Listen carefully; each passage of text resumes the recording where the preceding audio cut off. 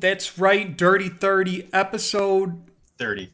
Wow. It's been quite the journey to get here, over the quarter century mark, and then we dropped a nickel on it. But coming around, with the 30th episode, it's been an achievement and, express my gratitude for you joining me along the way, Chewie. What's going on in the corner? You got any cards added to the collection? Yeah, so we got, let me just grab them here.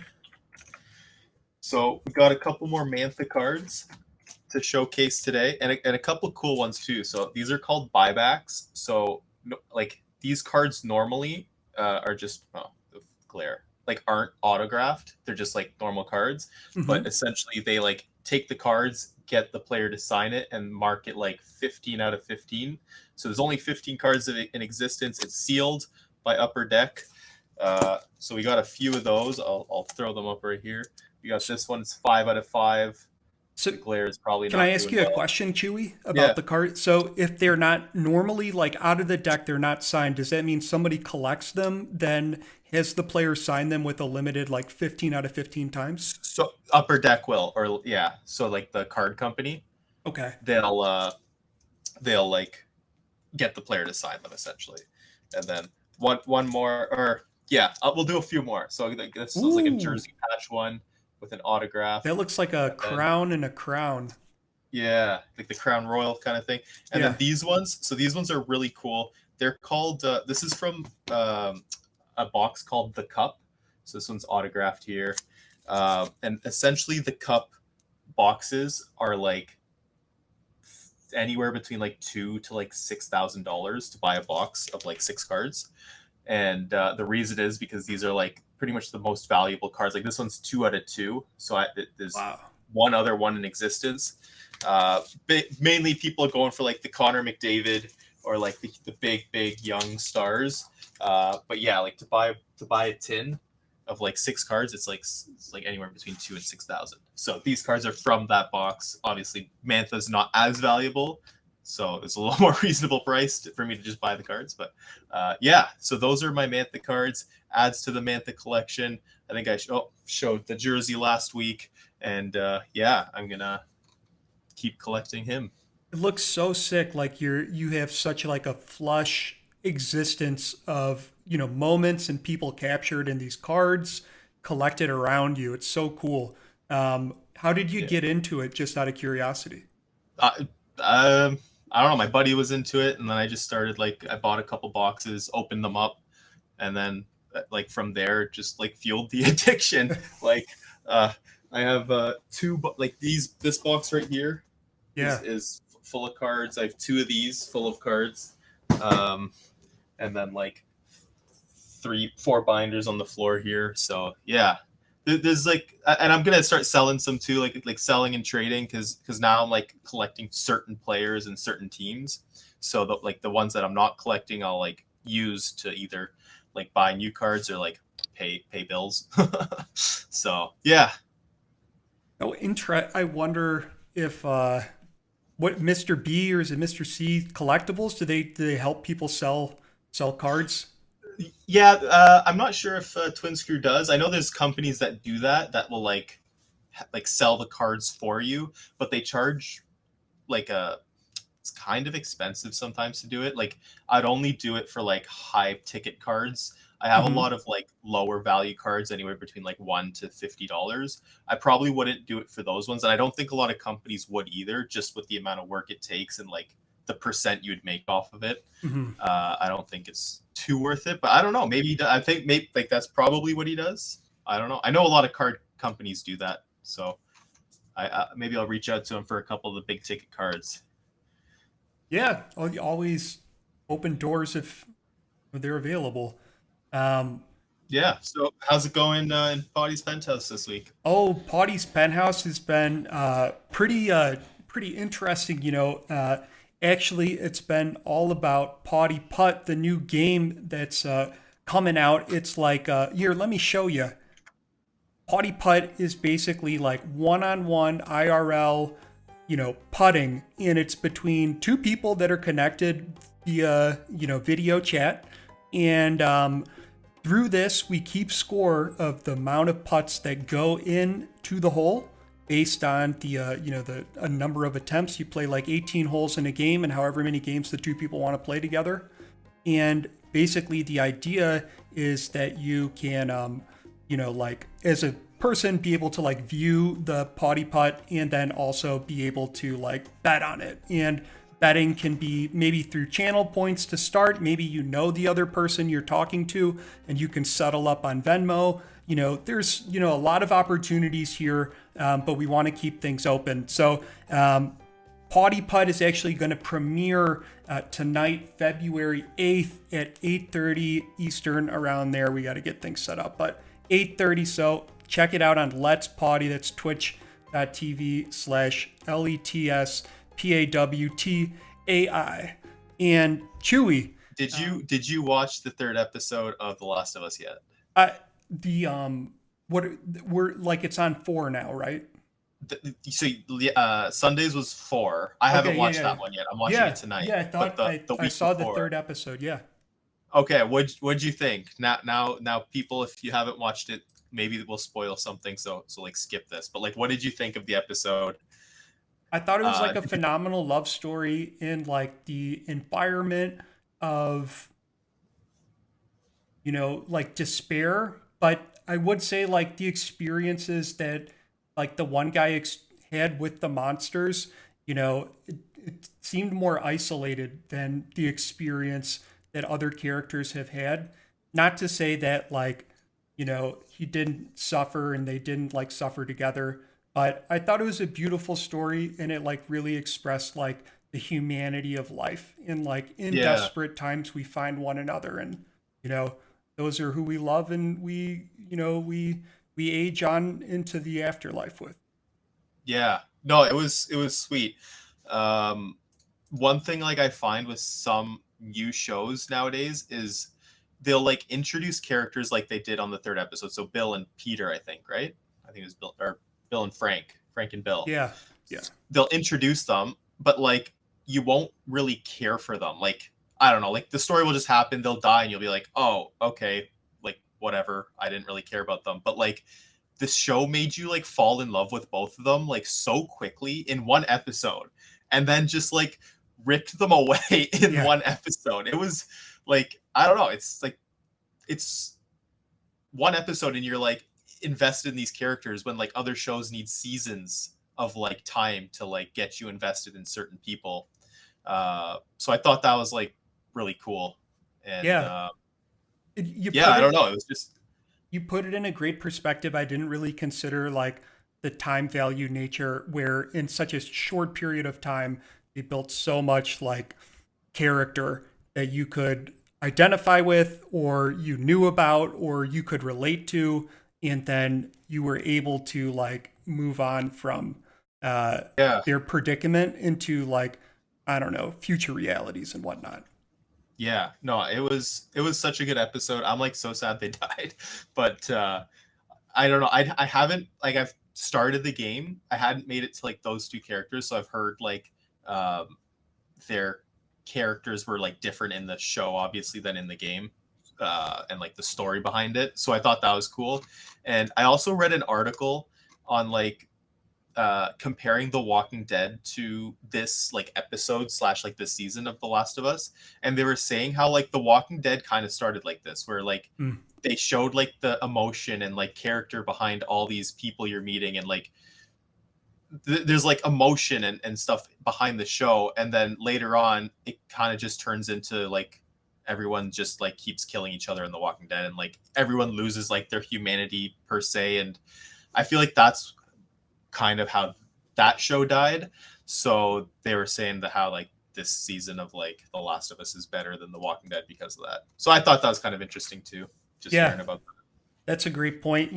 There's definitely similarities between them and a lot of the character architecture.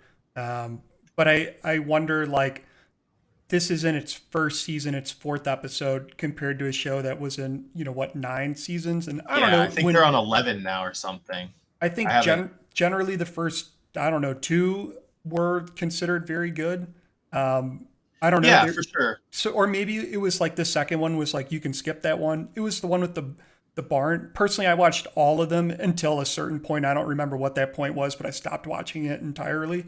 But Yeah, like I 100% agree. The first few seasons of The Walking Dead were awesome, but that was yeah, because they had like every like character in the show had like that humanity aspect, like the emotion where like doing something was wrong in the show, yeah, but then by the end of it, they would just kill like whoever they wanted because I don't know, it was just like to survive. So they yeah, kind of like lost that humanity aspect of it, which I guess happens in an apocalypse. But um, yeah. No, oh, yeah, that's like yeah. totally true. Uh, But yeah, so before we move on to standings, one more question: Are you playing Harry Potter or Hogwarts Legacy, or are I'm you? not playing it yet. I got an Xbox Series S. I live in the United States. My understanding is that's not available till like February 9th or maybe the 10th. Oh, oh yeah. If you didn't pre-order it, it comes out on the 10th. Yeah, yeah. Did the pre-order But deadline end? I believe so because the early release. I don't know, maybe because the early release was today. So if you pre-ordered it, you get like 3 days early access. Yeah. So I don't know. I all I know is I pre-downloaded it. My wife's probably playing right now upstairs, and I'll probably James, do you think I could get in there and download it right now and start casting spells? maybe Yeah. maybe. All right, I better But check that out. yeah, it's man, it looks so cool. So maybe next week we'll talk about the game if you end up getting it. Yeah, But absolutely. yeah, let's take it to the pro standings. All right, to the pro standings. Chewy, why don't you? This is your Yeah. mantra. So let's. Okay. Alaska Copenhagen live tied 1-1. Heather Gray just scored on us, but we'll take a look at the Rocket standings. So as you can see, Alaska right now holding an amazing win streak of 9-0 to start the season. A goal differential of 28. That's more goals than like half of their conference right now, or most of their I think there's only one other team that has more goals than their goal differential, which is Vegas. So Alaska just proving that they're still a top team.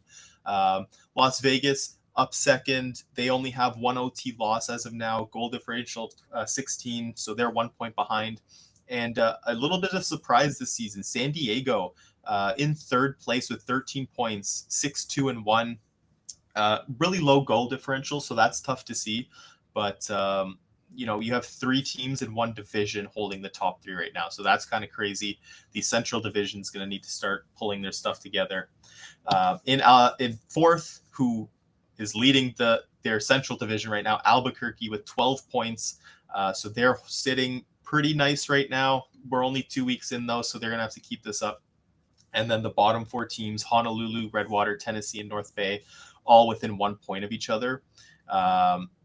They're still like in it. Like there's no blowouts in this conference right now. All of them are still fighting for a spot. So that's awesome to see. We'll move over to the right side of your screen. We'll see the Mr. Hockey standings. So in first place, you got yours truly, Miami Maccabees. They are in first place in their conference and division. 14 points, 10 goal differential, 7-2. Up next, we got Copenhagen, 13 points, just one OT loss, two losses, and 6 wins with a 12 goal differential. Jacksonville turned up this last week, so they're back in third place with a 0 goal differential though. So that's kind of crazy when you look at the Mr. Hockey. Only two teams with a positive goal differential, while only three in the Rocket have a negative. So it's the conferences have definitely shifted this season in terms of strength, or maybe because the teams are so strong that there's more like blowout games. I don't know. We'll see later on in the season how things go. Turku, who had a win tonight against Las Vegas, they're in fourth place, 8 points, 4-5. Next up, Boston, 3-6, with five in fifth place. Sorry, and sixth we got the Florence Firebirds, who we didn't suspect to see this, but they're 2-6-1, and Rome and Norfolk at the bottom with 4 and 3 points respectively. And yeah, it's a tough scene for the Mr. Hockey standings this season. Yeah, tough state. How does that happen? How do two teams have positive goal differentials? Granted, there's a third team that has a null, zero differential, and then five others have negative. Does that even like equate? Well, yeah. So there's, I think the schedule is you play your division 6 times, your conference 4 times, and then the other conference 2 times each. So I think just a lot of games out of conference for those bottom teams. So like Alaska, Vegas, San Diego beating Rome, Norfolk, Florence could be that case. Mm. Um, yeah, it's possible. I mean, last season we saw Tennessee better than most other teams out of their um, conference and division, but they didn't make the playoffs because of that reason. So yeah, it happens. I think it'll level out throughout the season as the schedule kind of plays itself out. But yeah, good Mm. question. All right. Um, I guess we're going into OT with the Vikings, right? Yeah, yep. 1-1 in OT and starting soon. So if I'm looking to like the left this way, it's because I'm looking at the game. All right. Well, I'll do my best rendition here. We've got Tokyo in first place with 10 points, but not too far behind is Sydney with 10 points. They actually have the same goal differential. I guess we'll get back to that. I'm curious why aren't they tied for first? And then we got Warsaw with 8 points, yeah, three goal differential. Iceland with 6 points with the three. We got Berlin coming in at four with two, Wellington, two, Malmo, two, and these are all 4 pointers. But down at the bottom is Beijing, only 2 points in a negative 11 goal differential. I was reading the wrong stats there on right wing instead of differential for Malmo, Wellington, and Berlin. Berlin's differential is actually one. Wellington is -4, and Malmo is -8. So there's a clear kind of spectrum here. You've got positive at the top is 8 with Tokyo, down to -11 with Beijing.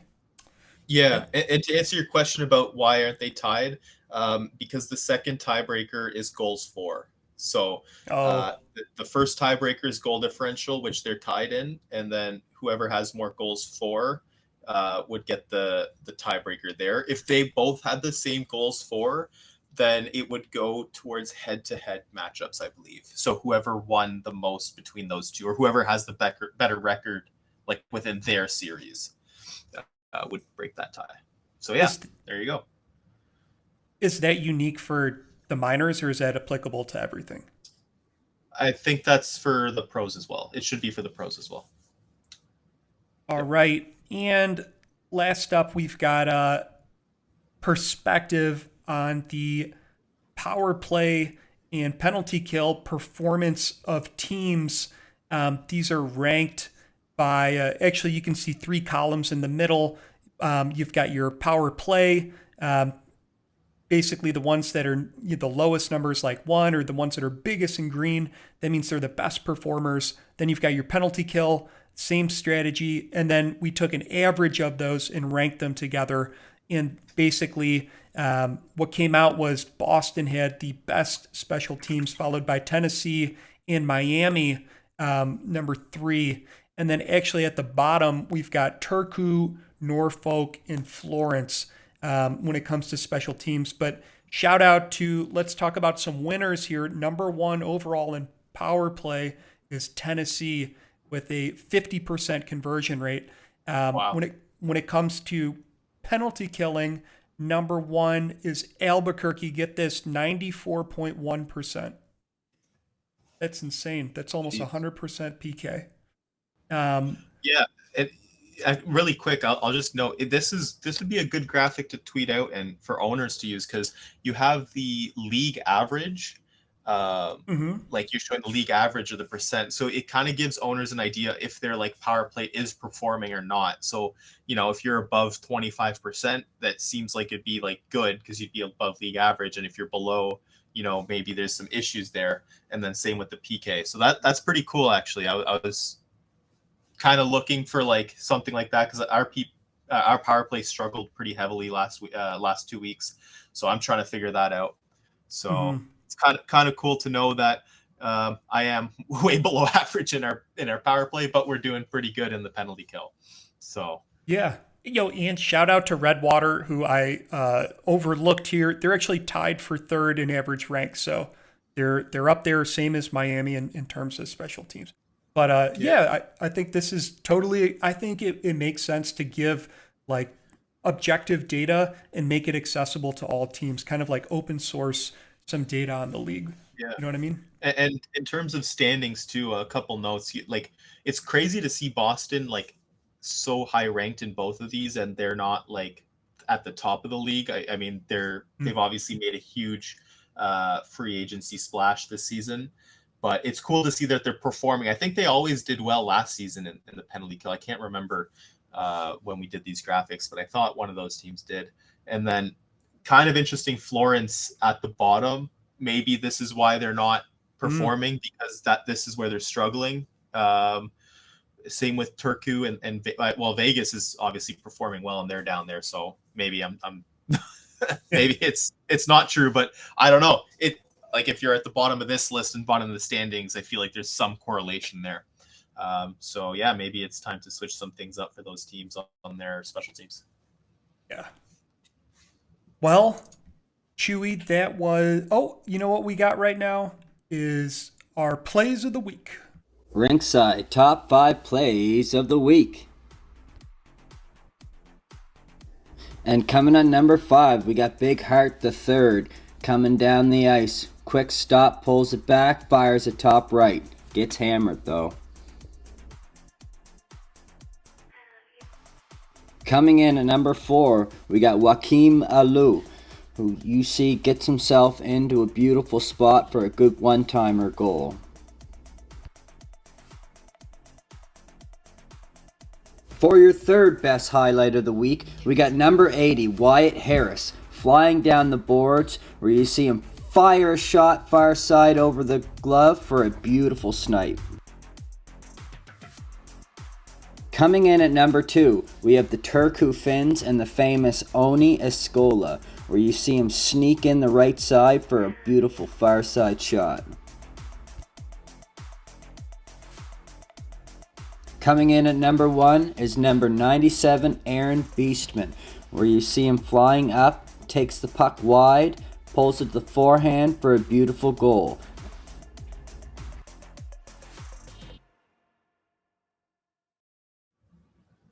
Well, Chewy, those were some pretty incredible plays of the week, and shout out to Supreme again for putting together some supremely talented video production right there. Really appreciate that.